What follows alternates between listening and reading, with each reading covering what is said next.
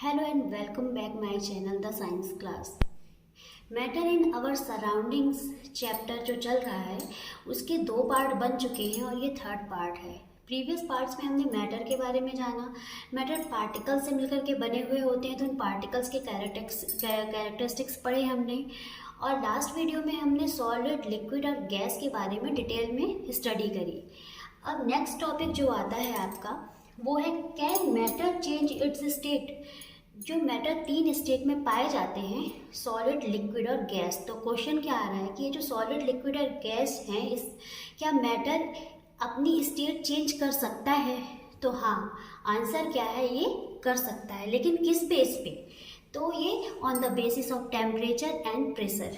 तो फर्स्ट अपन क्या पढ़ते हैं, बाय चेंजिंग द टेम्परेचर। ठीक है, तो टेम्परेचर के आधार पर हम कैसे पढ़ेंगे, एक बार टेम्परेचर को इंक्रीज करके जानेंगे कि क्या होता है, मैटर की कौन सी स्टेट किस स्टेट में चेंज होती है, और एक बार टेम्परेचर को डिक्रीज करके पढ़ेंगे। तो सबसे पहले हम टेम्परेचर को इंक्रीज करके पढ़ते हैं। ठीक है, एक जनरल सा एग्जांपल है आइसक्रीम का। आइसक्रीम किस स्टेट में है, सॉलिड स्टेट में है। जब वो नॉर्मल टेम्परेचर में होती है तो कुछ देर बाद क्या होती है, वो मेल्ट होकर के लिक्विड फॉर्म में आ जाती है। रीज़न क्या है, जैसे टेम्परेचर इंक्रीज हुआ तो जो ये सॉलिड है, आइसक्रीम है, इसके जो पार्टिकल्स होते हैं, इनकी काइनेटिक एनर्जी क्या होती है, बढ़ जाती है। तो इनकी जो गति होती है या जो मूवमेंट होता है वो बढ़ जाता है और ये अपनी बाउंड्रीज को ब्रेक कर देते हैं। बाउंड्रीज को ब्रेक करके ये लिक्विड फॉर्म में आ जाते हैं। ठीक है, तो टेम्परेचर को बढ़ाने पर यहाँ पे सॉलिड क्या हो रहा है, लिक्विड में कन्वर्ट हो रहा है। फिर एक आइस क्रिस्टल ले लेते हैं, सेम प्रोसेस उसके साथ भी होती है। टेम्परेचर इंक्रीज करते हैं, क्रिस्टल के जो पार्टिकल्स होते हैं, काइनेटिक एनर्जी उनकी बढ़ती है और वो अपनी बाउंड्रीज को ब्रेक करते हैं और लिक्विड फॉर्म में कन्वर्ट हो जाते हैं। तो यहाँ पे एक बहुत ज़रूरी टर्म निकल के आ रहा है, क्या, the process of conversion solid into liquid. The process of conversion solid into liquid is known as melting. वह प्रक्रिया जिसमें सॉलिड जो होता है वो लिक्विड फॉर्म में, या ठोस जो होता है वो द्रव फॉर्म में क्या होता है, कन्वर्ट हो जाता है, बदल जाता है, क्या कहलाती है, गलनांक। ठीक है, टेम्परेचर को बढ़ाने पर सॉलिड जब लिक्विड में बदल जाता है, चेंज हो जाता है या कन्वर्ट हो जाता है, तो इस प्रोसेस को हम क्या कहते हैं, मेल्टिंग या गलनांक। और एक और टर्म आता है मेल्टिंग पॉइंट। तो मेल्टिंग पॉइंट शायद अभी नहीं आपके चैप्टर में है, लेकिन मेल्टिंग पॉइंट होता क्या है, एक डेफिनिट टेम्परेचर, जिस टेम्परेचर पर सॉलिड लिक्विड में चेंज हो रहा है वो उसका मेल्टिंग पॉइंट कहलाता है। ठीक है, तो यहाँ से हमको क्या मिल गई, डेफिनेशन मेल्टिंग की। ठीक है, अब क्वेश्चन ये अराइज होता है, क्या मैटर जो होता है वो केवल सॉलिड से लिक्विड फॉर्म में ही कन्वर्ट हो पाता है? तो नहीं, ऐसा नहीं है। मैटर जो होता है अपनी तीनों स्टेट में चेंज होता रहता है। तो अभी हमने क्या पढ़ा, सॉलिड का लिक्विड में कन्वर्जन। अब हम क्या पढ़ते हैं, लिक्विड का गैस में। तो इसका भी एग्जांपल बहुत इजी है। हम नदी, तालाब हर जगह देख रहे हैं। घर पे भी आप पानी को बॉयल करिए, टेम्परेचर इंक्रीज करिए, और नदी तालाब में जब गर्मियों के दिनों में टेम्परेचर बहुत होता है तो जो स्तर होता है नदी तालाब के जल का वो क्या होता है, कम हो जाता है। और अगर आप गैस पे भी पानी को बॉयल कर रहे हैं टेम्परेचर हाई करके, तो पानी का जो लेवल होता है वो कम हो जाता है। मीन्स टेम्परेचर को बढ़ाने पर जो लिक्विड होता है वो गैस में चेंज हो रहा है और उसका लेवल कम हो रहा है। ठीक है, तो लिक्विड से गैस में कन्वर्जन हो रहा है मैटर का। ठीक है, तो यहाँ पे क्या टर्म निकल के आता है, boiling. The process of conversion liquid into gas is known as boiling. वह प्रक्रिया जिसमें तापमान को बढ़ाने पर द्रव गैस में परिवर्तित हो जाता है क्या कहलाती है, क्वथनांक। ठीक है, यहाँ पे भी क्या आता है, बॉइलिंग पॉइंट या क्वथनांक बिंदु। जिस निश्चित तापमान पर लिक्विड जो होता है या जिस डेफिनेट टेम्परेचर पर लिक्विड जब गैस में कन्वर्ट होता है, वो जो पॉइंट होता है वो क्या कहलाता है, बॉइलिंग पॉइंट। तो हमने क्या क्या पढ़ा यहाँ पे, सॉलिड का लिक्विड में कन्वर्जन और लिक्विड का गैस में कन्वर्जन। ठीक है, तो टेम्परेचर को इंक्रीज करने पर मैटर सॉलिड से लिक्विड में, लिक्विड से गैस में कन्वर्ट हो रहा है। अब हम क्या पढ़ेंगे, जब टेम्परेचर को डिक्रीज करते हैं तो क्या होता है। ठीक है, इसी प्रकार टेम्परेचर को अगर घटाने पे या टेम्परेचर को डिक्रीज़ करने पे अब हम नेक्स्ट क्या पढ़ रहे हैं कि if we reduce the temperature, अगर हम टेम्परेचर को रिड्यूस करते हैं तो क्या गैस जो होती है वो लिक्विड में कन्वर्ट हो पाएगी? तो हाँ, हो पाएगी। इसके लिए एक एग्जांपल है, जैसे गैस के जो पार्टिकल्स हैं वो बहुत दूर दूर हैं और हमने क्या किया, टेम्परेचर को रिड्यूस कर दिया, घटा दिया, तो जो पार्टिकल्स होते हैं उनकी जो काइनेटिक एनर्जी होती है वो भी रिड्यूस हो जाती है। काइनेटिक एनर्जी रिड्यूस होने के कारण गैस के जो पार्टिकल्स होते हैं वो एक दूसरे के नज़दीक आते चले जाते हैं और नज़दीक आते चले जाते हैं तो क्या होगा, वो गैस लिक्विड फॉर्म में कन्वर्ट हो जाएगी। तो गैस का लिक्विड फॉर्म में ये जो कन्वर्जन होता है वही क्या कहलाता है, कंडेंसेशन, है ना। टेम्परेचर को कम करने पे गैस जो होती है वो लिक्विड फॉर्म में जब कन्वर्ट हो जाती है तो ये प्रोसेस क्या कहलाती है, कंडेंसेशन। तो डेफिनेशन क्या निकल के आई, the conversion of gas into liquid is called condensation. ठीक है, फिर क्या है, यहाँ पे हमने क्या पढ़ा, गैस लिक्विड में हो रहा है। अब लिक्विड सॉलिड में कन्वर्ट हो पाता है?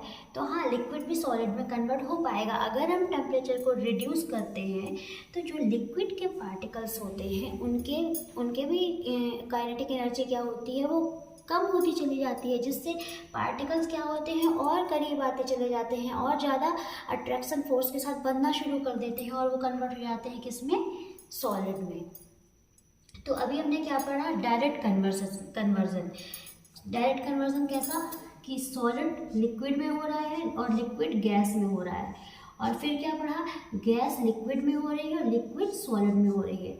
सॉलिड लिक्विड में और लिक्विड गैस में कब हो रहा है, जब हम टेम्परेचर को इंक्रीज़ कर रहे हैं, और जब टेम्परेचर को डिक्रीज़ कर रहे हैं तो गैस लिक्विड में और लिक्विड सॉलिड में कन्वर्ट हो रही है। ठीक है, फिर क्या है कि अभी तो क्या है कि ये सारे प्रोसेस को फॉलो कर रहे हैं, तो क्या ऐसा भी होता है कि सॉलिड, लिक्विड और गैस में से सॉलिड अपनी एक स्टेट में चेंज ना हो करके डायरेक्ट थर्ड स्टेट में चेंज हो जाए, या सॉलिड जो है वो डायरेक्ट गैस में चेंज हो जाए और गैस जो है वो डायरेक्ट सॉलिड में हो जाए? तो हाँ, इसके एग्जांपल हैं, बहुत कम एग्जांपल हैं। जैसे अगर सॉलिड जो है वो सॉलिड का अगर टेम्परेचर इंक्रीज़ कर दिया जाए तो वो डायरेक्ट अगर गैस में चेंज हो जाता है तो ये प्रोसेस क्या कहलाती है, सबमिलेशन। ये प्रोसेस क्या कहलाती है, सबमिलेशन या ऊर्ध्वपातन। और गैस जब सॉलिड में कन्वर्ट हो जाती है तो ये प्रोसेस क्या कहलाती है, डिपोजिशन। तो सॉलिड का गैस में कन्वर्जन के लिए एक एग्जांपल लेते हैं कैम्फर का और ड्राई आइस का। तो कैम्फर जो होता है एक सॉलिड फॉर्म में पाया जाता है, लेकिन जब हम उसको हीट देते हैं या उसको जब जलाते हैं तो डायरेक्ट गैस में चेंज हो जाता है। इसके लिए आपके टेक्स्ट बुक में एक एक्टिविटी दी हुई है कि कैम्फर को एक शुगर क्रिस्टल में रख देते हैं और उसको एक कीप से ढक देते हैं, कीप को उल्टा करके, फनल को उल्टा करके ढक देते हैं और फिर हीट देना शुरू करते हैं। फनल को कार्क से बंद कर देते हैं, तो हम देखते हैं कि जो कैम्फर होता है उसको जब हीट दी जाती है तो वो पूरी तरह से गैस में चेंज हो जाता है। वो बीच की जो स्टेट है लिक्विड स्टेट में चेंज नहीं होता है। उसी तरह से एक है, दूसरा एग्जाम्पल है ड्राई आइस। ड्राई आइस क्या है, ये ठोस कार्बन डाइऑक्साइड है, सॉलिड कार्बन डाइऑक्साइड है, जो कि डायरेक्ट गैस फॉर्म में ड्राई आइस के रूप में पाई जाती है। ये इसके एग्जांपल हो गए। और गैस का डायरेक्ट सॉलिड में कन्वर्जन क्या कहलाता है, डिपोजिशन कहलाता है। तो ये क्या हो गया, जब हम टेम्परेचर को डिक्रीज़ करते हैं, जब टेम्परेचर डिक्रीज़ करते हैं तो क्या होता है, हमारा गैस जो होता है वो लिक्विड में, लिक्विड सॉलिड में हो जाता है। और इसी तरह से सारी प्रोसेस हो गई। हमने क्या क्या पढ़ लिया कि जब सॉलिड डायरेक्ट गैस में कन्वर्ट होता है तो कहलाता है सबमिलेशन, और गैस जब डायरेक्ट सॉलिड में कन्वर्ट होता है तो कहलाता है डिपोजिशन। अच्छा, हमने फ्रीजिंग नहीं बताया कि फ्रीजिंग क्या होता है। हाँ, the conversion of liquid into solid, the conversion of liquid into solid is called freezing. Okay, and here the directly conversion of solid into gas is called sublimation and direct conversion of solid gas into solid is called deposition. ये terms आप लोग ध्यान दीजिएगा या note कर लीजिएगा, ठीक है। अब हम मैटर का अपने स्टेट में चेंजेस का अभी क्या पढ़े, टेम्परेचर बेस पे। अब हम इसको नेक्स्ट क्या पढ़ेंगे, प्रेशर के बेस पे। प्रेशर को इंक्रीज करने पर या रिड्यूस करने पर मैटर की स्टेट में क्या चेंजेस आते हैं, अब हम नेक्स्ट पढ़ रहे हैं। बाय चेंजिंग द प्रेशर, ठीक है। तो प्रेशर को हम कंप्रेशन से रिलेट करते हैं, ठीक।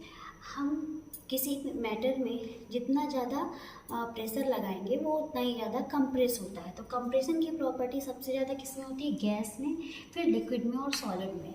तो ये चीज़ हमने प्रीवियस वीडियो में बहुत अच्छी तरह से पढ़ी थी कि सॉलिड के जो पार्टिकल्स होते हैं वो बहुत पास होते हैं, इसलिए उसको हम कंप्रेस नहीं कर सकते। लिक्विड के जो कंप्रेशन होता है वो सॉलिड की अपेक्षा होता है, लेकिन गैस की अपेक्षा बहुत कम होता है। और सबसे ज़्यादा कंप्रेशन किस में होता है, गैस में होता है, क्योंकि उनके पार्टिकल्स जो होते हैं वो बहुत दूर दूर होते हैं, ठीक। तो कंप्रेशन से हम यहाँ पे क्या देख सकते हैं कि गैस जो होता है, गैस मटेरियल या मैटर जो होता है गैसेस स्टेट से लिक्विड स्टेट में चेंज हो जाता है, जिसका बहुत अच्छा एग्जांपल अपन पढ़ चुके हैं अपने किचन में यूज़ होने वाली gas cylinder, LPG, liquid petroleum gas. तो लिक्विड पेट्रोलियम गैस जो सिलेंडर में गैस भरी हुई होती है वो कंप्रेस्ड गैस होती है, जो कि लिक्विड फॉर्म में होती है, जिसको गैस को इतना ज़्यादा कंप्रेस कर दिया जाता है कि उनके मॉलिक्यूल्स जो होते हैं वो बहुत पास आ जाते हैं और वो लिक्विड में कन्वर्ट हो जाती है, और उसको हम किसी भी सिलेंडर में या किसी भी छोटे आयतन के बर्तन में स्टोर कर सकते हैं, और जिससे वो आसानी से एक जगह से दूसरी जगह ले जाया जा सकता है, ठीक। तो इसका एक एग्जांपल ऐसे लाइटर, ऐसा लाइटर आप सबने देखा होगा। इस लाइटर में जो लिक्विड होता है वो गैस है, कंप्रेस्ड गैस फॉर्म में होती है। तो जब हम इसको यहाँ से प्रेस करते हैं तो जो ये लिक्विड होते हैं उनके जो मॉलिक्यूल होते हैं बाहर आके फैलते हैं, मतलब वो अपने ओरिजिनल फॉर्म में आ जाती है, गैस फॉर्म में आ जाती है, तो वो आग जैसा या फायर जैसा जलती है। तो ये एक लाइटर हो गया। दूसरा dry ice, dry ice solid form में है, ठीक है। इसको जब हम प्रेशर कम करते हैं तो ये गैस में चेंज हो जाती है, ठीक। और फिर एक एग्जांपल हमने दिया है गैस सिलेंडर और ऑक्सीजन सिलेंडर का। तो ये क्या हो गए, प्रेशर के थ्रू किसी भी मैटर में प्रेशर अप्लाई करने पर वो कंप्रेस होता है, कंप्रेस होने से वो एक स्टेट से दूसरे स्टेट में चेंज हो जाता है। अब यहाँ पे चाहे वो प्रेशर हो या चाहे वो टेम्परेचर हो, कुछ भी अगर हम अप्लाई कर रहे हैं तो जब मैटर है एक स्टेट से दूसरे स्टेट में चेंज हो रहा है तो उसमें कुछ ना कुछ एनर्जी लग रही है। तो वही जो एनर्जी है वो कभी ऊष्मा के फॉर्म में होती है या फिर प्रेशर के फॉर्म में होती है, ठीक। तो यहाँ पे एक टर्म निकल के आता है, क्या, ये जो हीट है इसको हम क्या बोलते हैं, latent heat, latent heat, latent heat, latent heat. ये जो टर्म है ये बहुत इम्पॉर्टेंट है। लेटेंट हीट को अपन किससे दर्शाते हैं, कैपिटल L से, ठीक है। तो लेटेंट हीट की क्या डेफिनेशन है, the energy which has to be supplied to change the state of substance is called latent heat. वो एनर्जी जो सब्सटेंस को एक स्टेट से दूसरे स्टेट में चेंज करने के लिए अप्लाई की जाती है, क्या कहलाती है, लेटेंट हीट कहलाती है, जो कैपिटल L से दर्शाई जाती है, या हम जिसको प्रदर्शित करते हैं कैपिटल L से।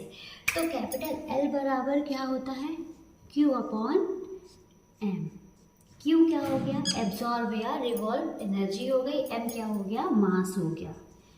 और इसकी जो SI यूनिट होती है वो क्या होती है, जूल पर केजी। यहीं पे हम इसका न्यूमेरिकल भी सॉल्व करेंगे। उससे पहले लेटेंट हीट की जो डेफिनेशन है वो आप चाहें तो लिख सकते हैं, the energy which has to be supplied to change the state of substance is called latent heat, ठीक है। तो यहीं पे हम इसका न्यूमेरिकल भी सॉल्व कर लेते हैं।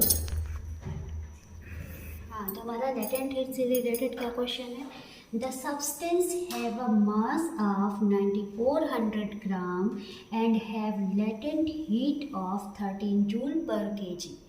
Find the energy release and absorb. क्या निकालना है हमको? एनर्जी कितनी रिलीज हुई और कितनी एब्जॉर्ब हुई। दिया क्या है हमको? गिवन पार्ट क्या है? मास। मास हमको सब्सटेंस का मास दिया हुआ है और क्या दिया हुआ है? हीट, लेटेंट हीट कितनी दी हुई है? 13 जूल। ठीक है, तो जूल दी हुई है ना, 13 जूल पर केजी। केजी है और मास किस में? ग्राम में है। तो हमको यूनिट क्या करनी पड़ती है? सेम करनी पड़ती है। तो चलिए नेक्स्ट आगे बढ़ते हैं। जो लेटेंट हीट है वो कितनी दी हुई है? 13 जूल पर केजी। और जो मास दिया हुआ है 9400 ग्राम दिया हुआ है। तो हम इसको किस में चेंज कर देंगे? किलोग्राम में चेंज कर देंगे। ठीक है, इसको किलोग्राम में चेंज कर दिए तो कितना आ गया? 9.4 किलोग्राम केजी। अब जो हमें लेटेंट हीट का फॉर्मूला मिला हुआ था L = Q/M, तो लेटेंट हीट की वैल्यू कितनी है यहाँ पे? 13 है। तो हम इसको क्या कर देंगे? 13 पुट कर दिए और एनर्जी हमें निकालनी है। ठीक है, और जो हमारा मास है वो 9.4 केजी है। तो Q की वैल्यू क्या आ जाती है हमारी? 122.2 जूल पर केजी। तो लेटेंट हीट से रिलेटेड जितने भी क्वेश्चन हैं, न्यूमेरिकल्स हैं, आप उनको अच्छी तरह से सॉल्व कर लीजिए। नेक्स्ट जो इम्पॉर्टेंट टॉपिक है आपके इस चैप्टर में वो है टेम्परेचर। जैसे अभी हमने तो टेम्परेचर मैटर को रिलेट करके पढ़ा।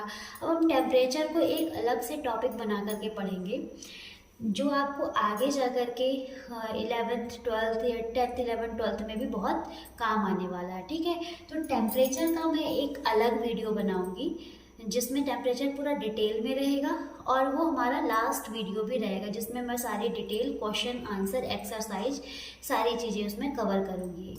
तो ठीक है फ्रेंड्स, अगर आपको मेरा ये वीडियो अच्छा लगता है तो लाइक करें, सब्सक्राइब करें और ज़रूरतमंदों को शेयर करें। Thank you.